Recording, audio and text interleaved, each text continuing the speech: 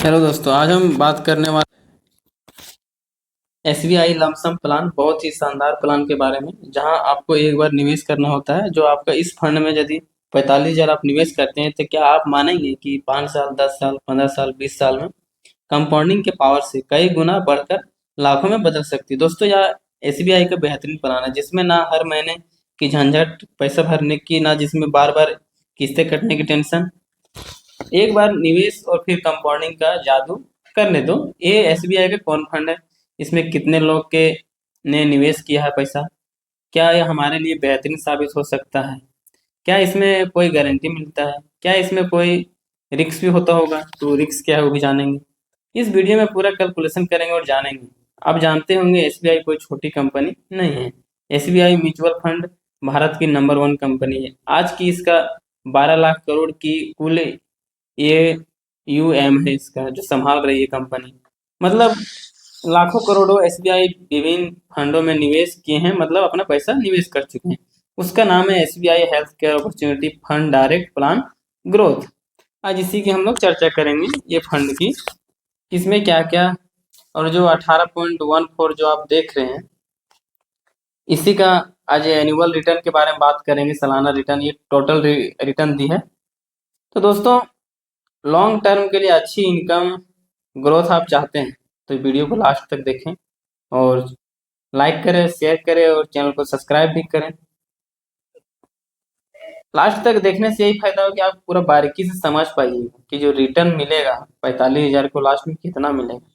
इसको हम लोग इसमें जानेंगे कंपनी का टोटल फंड कितना है। 12 लाख करोड़ तो हमने बोला, आपने सुना। आपको डाटाबेस से हम क्लियर कराते हैं। जितना भी बात करेंगे वो सब डाटाबेस में हम लोग बात करेंगे और आप लोग देखते जाइएगा साथ में। अब आइए डाटाबेस में देखते हैं। फंड हाउस इन्वेस्टमेंट ऑब्जेक्टिव जो इसका है, एक टोटल एसेट के बात करें तो इंडिया में नंबर 1 पर है। टोटल एसेट अंडर मैनेजमेंट, जो इसके अंदर मैनेजमेंट चल रही है, 12,71,445 करोड़ की है। डेट ऑफ इनकॉर्पोरेशन में बात करें तो 18 जून 1987 में ये म्यूचुअल फंड में आई है। अब इसका हम लोग बात करेंगे एक्सपेंसिव टैक्स। पैसा एक बार डालें फिर उसमें निकालने में कितना लगेगा, कितना दिन बाद निकालने से नहीं लगेगा। अब चलिए इसमें बात करते हैं एनयूबी पर मिनट का। 570 रुपया 1 मिनट का दाम है इसका। रेटिंग की बात करें तो 5 स्टार रेटिंग है।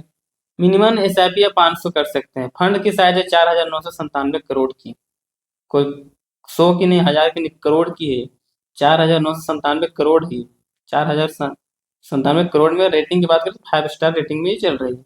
और लमसम आप मिनिमम 5,000 कर सकते हैं और एसआईपी 500 कर सकते हैं। 1 मिनट इसका खरीदने के लिए 577 रुपये का आपको जरूरत पड़ेगा। आप 1 मिनट खरीद पाइएगा इसका। अब इसका बात करते हैं हम लोग एक्सपेंसिव रेशियो, एग्जिट लोड और टैक्स की। एक्सपेंसिव रेशियो 1.02% है। एग्जिट लोड की बात करें तो 15 दिन के अंदर यदि आप पैसा डालते और निकालते तो आपको 0.50% लगेगा, नहीं 15 दिन के बाद में नहीं लगेगा। अब बात करेंगे टैक्स। तो यदि शॉर्ट टर्म में पैसा निकालते हैं तो आपका ग्रोथ जो होगा प्रॉफिट, उसमें 20% टैक्स लगेगा। 1 साल के बाद हम निकालते हैं तो आपको 12.5% टैक्स लगेगा। उसमें 1,25,000 पर माइनस करके, और आपका जो फंड था वो माइनस करके टैक्स लगेगा। मतलब 1 सवा लाख पर सरकार टैक्स छूट देती है, 1,00,000 पर आपको टैक्स नहीं लगेगा। अब बात करते हैं होल्डिंग की। जो हम लोग पैसा इसमें जमा करेंगे, वो कंपनी कहाँ कहाँ पैसा इन्वेस्ट कर रही है पता चलना चाहिए ना। कहाँ पैसा लगा रही है, गलत जगह लगा रही है, सही जगह, तो वो सब कुछ कंपनी के बारे में हम लोग जान लेंगे। Sun paramedical industry LTD, AMI organic LTD, Divya laboratory LTD, Apollo hospital enterprises LTD, Max health care institute LTD. ये शेयर देख सकते हैं। सन पैरामेडिकल में 11.18 है, एएमआई ऑर्गेनिक में 6.35% है, और दिव्या लेबोरेटरी में इतना है। अब इसमें बात करते हैं हम लोग दूसरे टॉपिक पे, होल्डिंग एनालिसिस देख लेते हैं। इक्विटी में और कैश में और डिबेट में कहाँ से ज्यादा पैसा लगा हुआ। सबसे ज्यादा जो पैसा लगा हुआ ब्लू कलर का आप देख रहे होंगे, इक्विटी में है 97.16%, और कैश में भी कुछ पैसा लगा हुआ है 2.78% जो पैसा लगा हुआ है इसका। अब बात करते हैं मार्केट कैप की। मार्केट कैपिटल जो बोलते हैं ना, वो लार्ज कैप, मिड कैप और स्मॉल कैप। सबसे ज्यादा पैसा इसका लार्ज कैप में लगी, जो हरा रंग का दिख रहा है। मिड कैप जो पीला रंग का दिख रहा है, ऑरेंज जो दिख रहा है वो स्मॉल कैप में।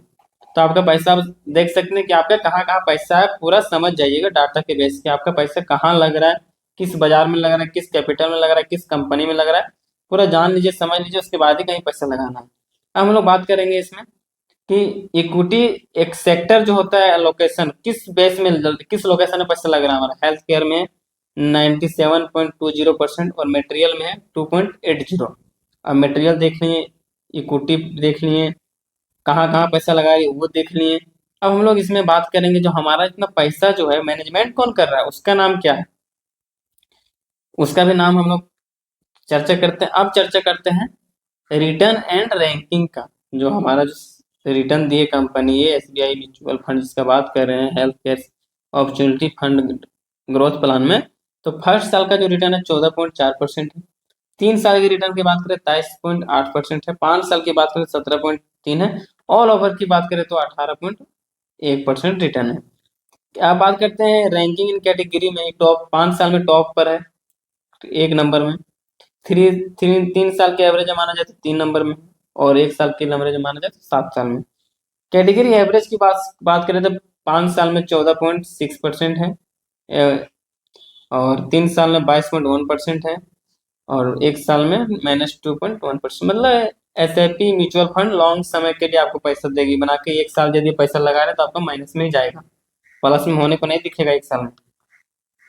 कि आपके कहीं भी पैसा लगाया तो कोई बिजनेस स्टार्ट हो रहा है तो तुरंत तो ग्रो नहीं हो जाएगा, समय लगेगा उसमें, तो वो धीरे। अब देखिए जो हमारा फंड मैनेजमेंट कर रहा है प्रदीप केशवन 2023 में है दिसंबर ये, और तन्मया देसाई जो जनवरी 2023 से प्रेजेंट है, ये भी दोनों प्रेजेंट है। आप डिटेल में भी जान सकते हैं, व्यू डिटेल। बाकी उतना आपको जानने की आवश्यकता जरूरत नहीं है क्या क्या है।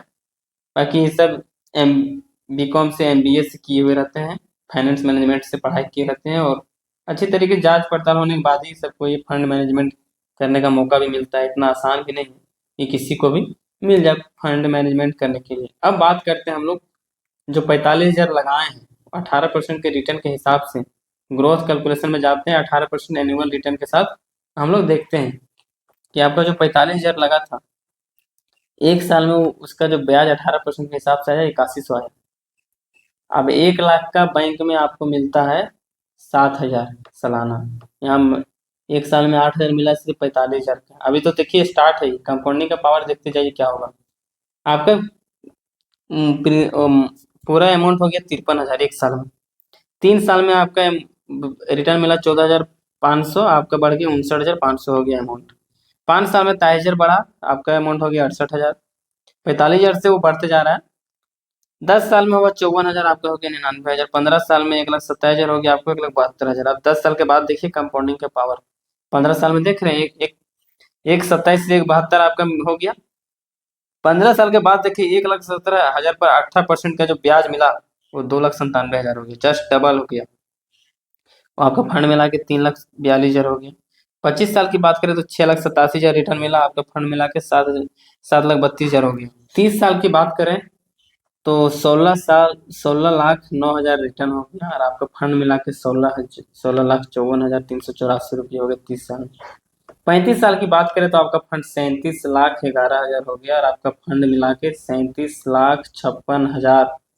सोच सकते हैं आप 35 साल में यदि आप अंग एज में यदि डाले रहते हैं इसको 30 साल में, तो आपका ये 65 साल में इतना अमाउंट हो जाता है। इस अमाउंट पे यदि HWP कर देंगे, यदि सालाना आप यदि 30,000 भी लीजिएगा ना, सॉरी मंथली 30,000 भी लीजिएगा, तो ये पैसा कभी खत्म होने वाला नहीं जिंदगी भर।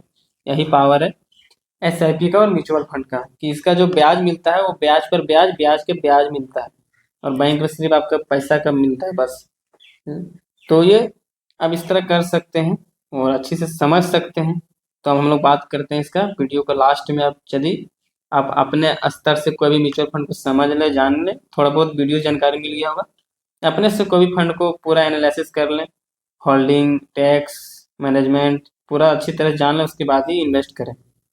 डिस्क्लेमर पढ़ लिया, यह जानकारी केवल शिक्षक और जानकारी के उद्देश्य से दी गई। 18% रिटर्न केवल एक अनुमान है, इसकी कोई गारंटी नहीं। म्यूचुअल फंड या अन्य बाजार आधारित निवेश बाजार के जोखिम के अधीन होता है। निवेश करने से पहले अपनी वित्तीय लक्ष्य, जोखिम क्षमता और निवेश अवधि को ध्यान में रखें। आवश्यकता पड़ने पर सेबी रजिस्टर्ड इन्वेस्टमेंट एडवाइजर से सलाह लें।